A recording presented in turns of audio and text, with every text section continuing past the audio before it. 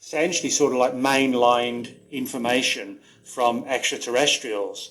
And he talked about this on a number of occasions where he felt that sort of putting concepts and ideas out there that may not actually have all been coming from him, essentially have been downloading unknowingly information and concepts and ideas that some other intelligence may have wanted to get into the public domain for us to think about, to see and ponder upon. If Philip K. Dick did have a contact experience with an otherworldly presence, what were they trying to convey and why?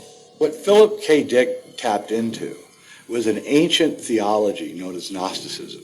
And what the Gnostics believed was that we are living in a fake world, ruled by a fake God, who is using us for some mysterious reason.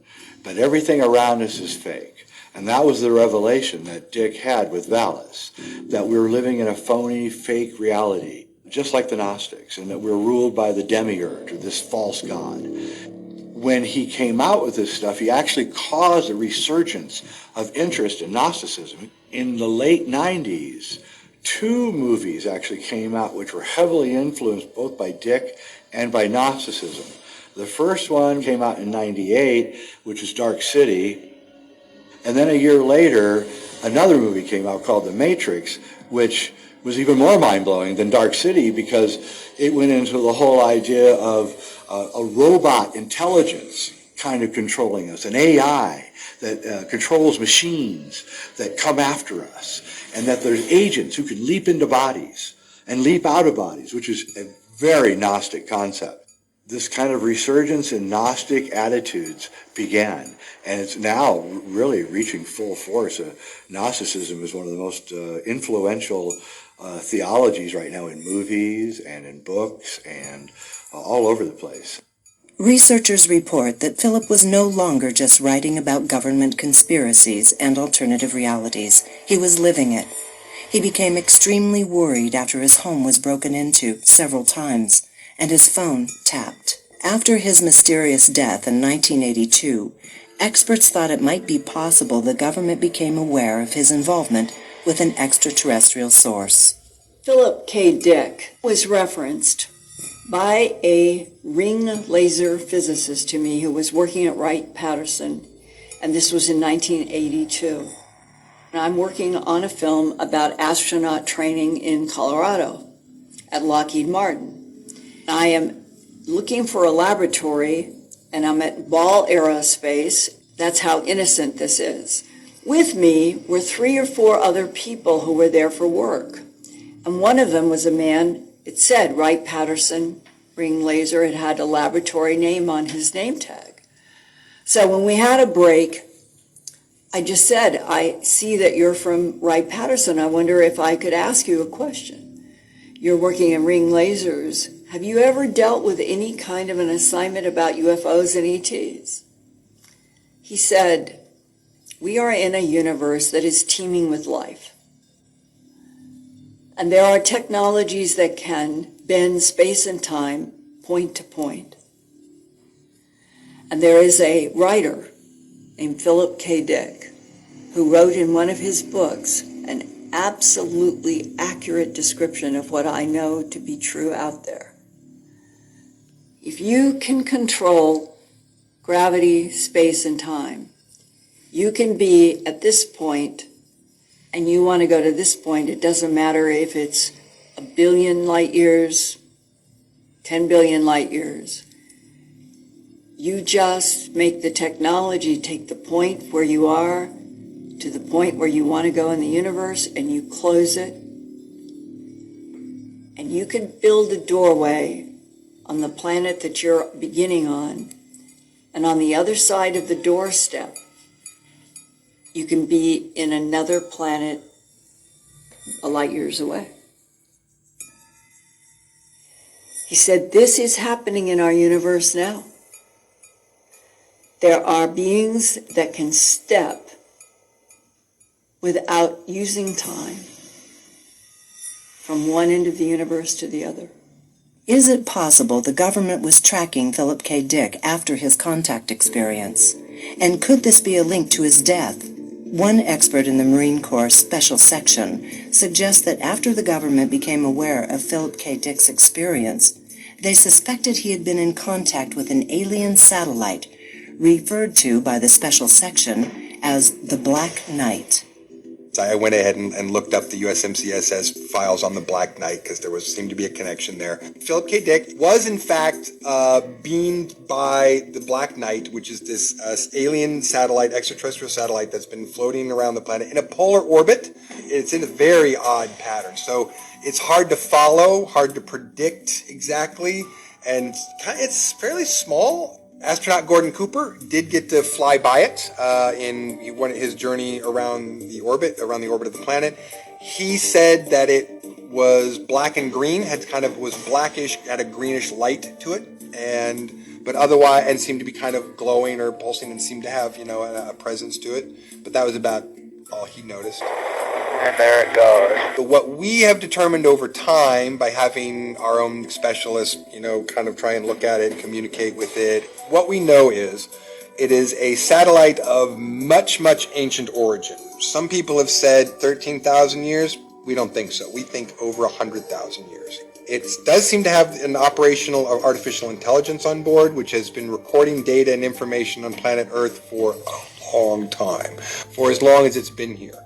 It does not seem to be sending a signal out into space anymore, nor does there seem to be any signal coming from space to it anymore. So we believe that whatever communication that it was having with its home source has stopped. We also suspect, because of the nature of that the civilized source has stopped. So it's just floating around. It's failing. Right, it's an artificial intelligence, a computer system, an electronic mechanical system that's failing because it's really old.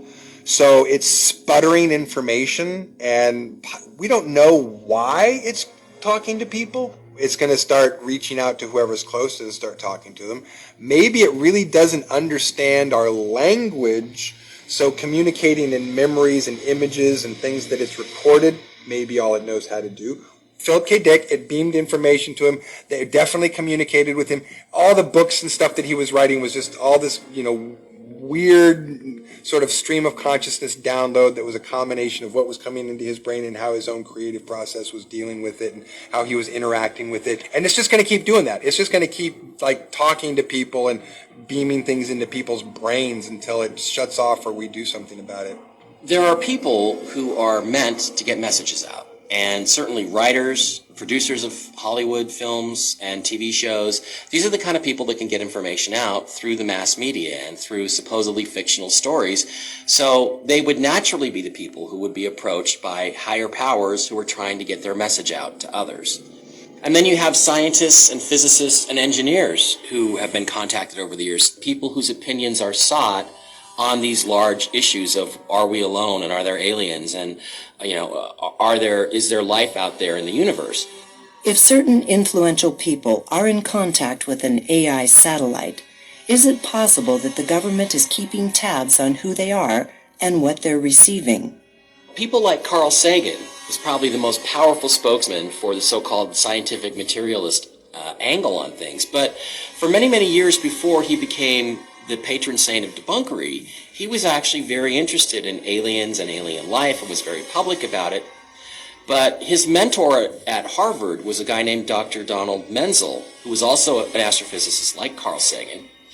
And he was supposedly part of an organization called MJ-12, Majestic 12, which was supposedly existed from the 1940s on, from the Roswell crash forward, and his job was to be the public face to debunk flying saucer sightings, aliens, and UFOs.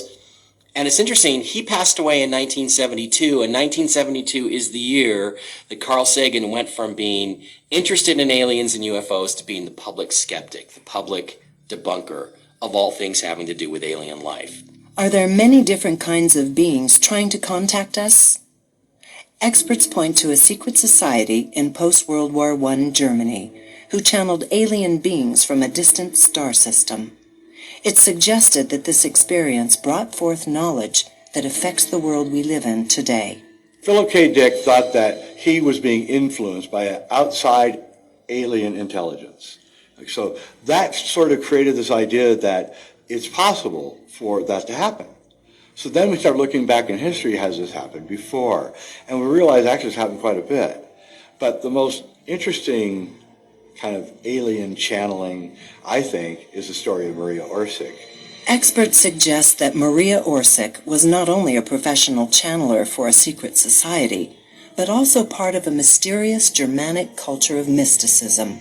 There's actually this history of an area of Germany called Prussia, which was actually a nation of its own back in the 1800s, where there are a group of, industrialists with a lot of money who are fascinated in all these ancient mysteries, who looked at the ancient texts through physicists' eyes and had ideas about how to create airships and spacecraft and how to define gravity.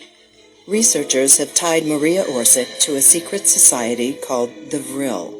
This society performed exercises to awaken what the ancients referred to as chi. The legend of Maria suggests that one night she was channeling for a group of social elite when an otherworldly being came through and claimed he was from the star system Aldebaran. He had a message. Maria, still in a trance, began writing in a mysterious language and drawing sketches for a spacecraft. Experts were brought in to decipher the language and the sketches. These experts suggested that the language was in Sumerian, and the drawings resembled a device a man named Victor Schauberger created. During the early 1920s, Schauberger had invented something called the repulsine, which was a disc-shaped object that used various air vortexes that defied the laws of physics. Maria not only drew almost his exact invention, but gave instructions on how it would work, written in a Sumerian language. Maria Orsic made sketches, and they were kind of very technical in nature, something that a woman of her background would probably not really have a great knowledge of. And actually from those sketches, the Vril Society actually made different prototype devices, craft. One of them was called the RFZ-2, that actually flew. The legend continues that Maria gave the drawings and Sumerian texts acquired from her channeling to Rudolf Hess, hoping to continue the funding. But experts suggest that Hess used this as an opportunity to advance his career with the Nazi Party. Rudolf Hess was a deputy to Hitler and had been one of the mainstays of the rising Nazi Party. By the time the war started, Hess, who, by the way, was very steeped in occultism, he was into big for the spiritualism and everything else.